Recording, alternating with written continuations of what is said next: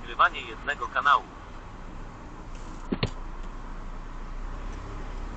Przemykając się od domu do domu i zaglądając w witryny pustych, ciemnych sklepów, panowała tu przerażająca, martwa cisza. Przywykłem owszem do braku odgłosów i bezruchu świata po, ale tutaj było aż dziwnie, nieprzyjemnie wręcz. Zalegający wszędzie równą warstewką śnieg tłumił nawet kroki. Najgłośniejszymi dźwiękami były niekiedy bicie mojego własnego serca i płytki, nieco nerwowy oddech, unoszący się z ust opłotkiem pary. Wiedziałem już, że nie jestem tu sam. O nie. Kilkukrotnie zdarzyło mi się w porę dostrzec i wyminąć dziwne stwory, snujące się pozornie bez celu po spowitych martwym milczeniem i pozbawionych jakiegokolwiek ruchu ulicach. Mimo że i tak radziłem sobie z brakiem światła lepiej niż większość zwykłych śmiertelników, to nie widziałem ich zbyt dobrze. Zdawały się zlewać z tłem, a kontury rozmywały się i dwoiły, utrudniając wypatrzenie szczegółów. Zresztą wcale nie miałem ochoty im się przyglądać. Zamierałem po prostu w bezruchu, patrząc z natężeniem w punkt nieco poniżej ich sylwetek. Pomny starej zasady: wróg poczuje, gdy spojrzysz mu w oczy. Byłem w połowie mostu przez wyschniętą rzekę, gdy fragment ciemności w jednym z okien bloku oderwał się od większej całości. Ześliznął w dół po ścianie i popełzł w uliczkę, znikając pomiędzy przykrytymi warstwą bieli wrakami samochodów. Zamarłem w bezruchu. Cień. Jeśli były tutaj cienie, to było grubo, żeby nie użyć mocniejszego słowa. Jak dotąd widziałem tylko dwa, i to oba po tamtej słonecznej stronie. Jeden miotał się w skrawku ciemności, ukryty przed promieniami słońca za kawałkiem ceglanego murku, który solidarnie z Osjaszem zwaliliśmy dla czystej satysfakcji posłuchania przekleństw umierającego pasożyta. Drugi wypełzł kiedyś z dłużnika, którego w przypływie niemalże zgubnej ciekawości nie dosyć szybko wysłałem na spotkanie z audytorami niebiańskiej księgowości. No i był jeszcze ten trzeci, w chorowitym chłopaczku, który przeszedł z rewersu na blask. Chłopaczku, którego nie wiedzieć czemu puściłem żywcem. Chyba się starzałem. Jeszcze parę lat i pora na emeryturę. Albo może i lepiej nie. Tak między nami mówiąc. Odczekałem dłuższą chwilę, ale cień nie pojawił się ponownie. Mógł być teraz sukin kot. Gdziekolwiek. A potem pomiędzy blokami błysnęło światło. Mocny, gwałtowny rozbłysk zalał bielą kilka nieodległych budynków, podkreślając czającą się za oczodołami okien czerń. Po chwili rozległ się spóźniony basowy trzask granatu ogłuszającego. Huk poniósł się pustymi ulicami. Śnieżne nawisy zsunęły się z kilku dachów i posypały bezszumną kaskadą białego puchu w dół, aż przykucnąłem z wrażenia. Odruchowo sięgałem po gladius. Dźwięk cichł, rezonując od ścian, aż w końcu echo zamarło gdzieś pośród opuszczonych ulic. Chwilę później martwe miasto ożyło. Najpierw rozległ się wysoki, przeszywający do szpiku kości, ni to wrzask, ni to skowyt, który przebrzmiał ponad dachami domów i urwał na najwyższej nucie.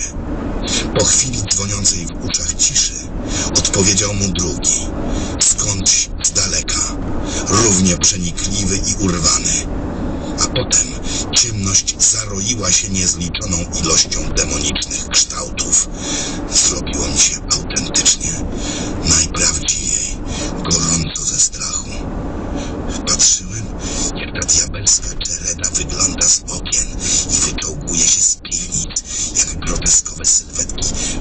rozciągają się niczym po długim śnie.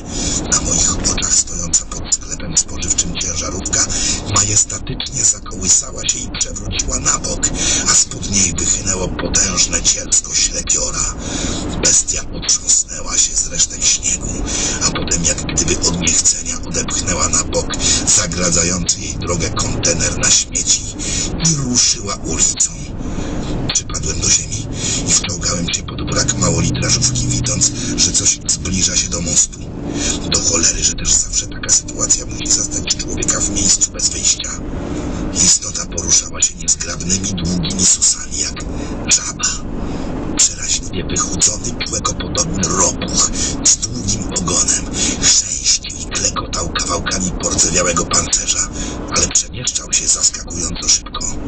Wyciągnąłem spod warstw ubrania obrzyna i odwiodłem kurek. No, jeśli mnie zauważy, to nie będzie wyjścia, a wtedy będę miał naprawdę, ale to naprawdę przesrane. Pokraka była coraz bliżej. Jeszcze 2 susy. 1. Samochodzik jęknął i zaskrzypiał, gdy demon wylądował dokładnie na nim. Nadwozie opuściło się niebezpiecznie nisko na zajeżdżonych resorach, dociskając mnie do ziemi. Cholera jasna! Palec drgnął na spuści, gdy przed samą twarzą przeskoczył mi i zaskrobał po oblodzonym asfalcie długi, wężowy ogon ze skówką na końcu. Wstrzymałem oddech. Niemalże widziałem oczyma wyobraźni, czułem, jak stwór węży w zimowym powietrzu. Pewnie patrzy na moje ślady w śniegu, nagle znikające dokładnie pod jego stanowiskiem. A jeśli z tej strony był ogon, to pewnie łeb miał dokładnie z przeciwnej. Jak na nieszczęście nie byłem w stanie przełożyć ręki na drugą stronę, bo podwozie przygniatało mnie do oblodzonego asfaltu. Gotów byłbym tu i teraz strzelić do niego przez podłogę samochodu i wszystko inne po drodze, ale dubeltówka przecież nie zmieści się na sztorc. Mogłem co najwyżej czekać i... Karoseria znów opadła i dobiła mnie do ziemi, wyciskając powietrze z płuc. Żebra aż zatrzeszczały. Sapnąłem boleśnie i odruchowo. Niemalże wystrzeliłem. Żaboludź ciężko wylądował na moście. Dobre kilkanaście metrów dalej odbił się znów i zniknął za przewróconym trolejbusem. Poleżałem tak jeszcze chwilę, nasłuchując. Nic. Tylko ciągle ta sama grobowa cisza. A potem strzały z broni palnej. Odpowiedział im daleki wrzask z gardła, które nie mogło należeć do człowieka. Następnie znów dała się słyszeć bezładna, przerywana kanonada. Biło kilka luf na zmianę, naraz i po kolei, ale wyraźnie dało się odróżnić suchy terkot kałasza i nieco pełniejsze, równe dudnienie 9 mm, w które wcinały się pojedyncze wystrzały pistoletowe. Zamrugałem zaskoczony, gdy nagle wszystko zalał krwisty blask. Cienie zatańczyły, przesunęły najpierw od, a potem do wszystkich zaściełających most obiektów. Wyjrzałem spod wraku. Ponad domami zakreślała łuk jaskrawo świecąca, ogniście czerwona flara. Wesoło tutaj. Co tu dużo gadać. Nie ma co tkwić na widoku. Trzeba jak najszybciej dostać się na drugą stronę. Wygramoliłem się z kryjówki i szybkim truchtem dobiegłem do trolejbusu. Ostrożnie wyjrzałem zza krawędzi. Ulica była pusta. Można by uwierzyć, że nic się tu nigdy nie działo. Tylko kanonada na zmianę to wzmagała się, to opadała i milkła, niosąc się echem ponad spowitymi wieczną nocą dzielnicami niegdyś 300-tysięcznego miasta.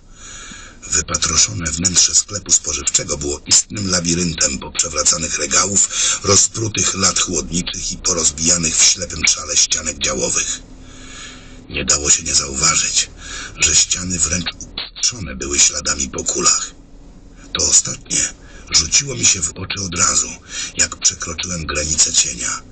Tutaj o zasadach góry i koszerności nikt nawet nie słyszał, więc i ludzie korzystali z tego, co wciąż dawało im jak największą siłę rażenia.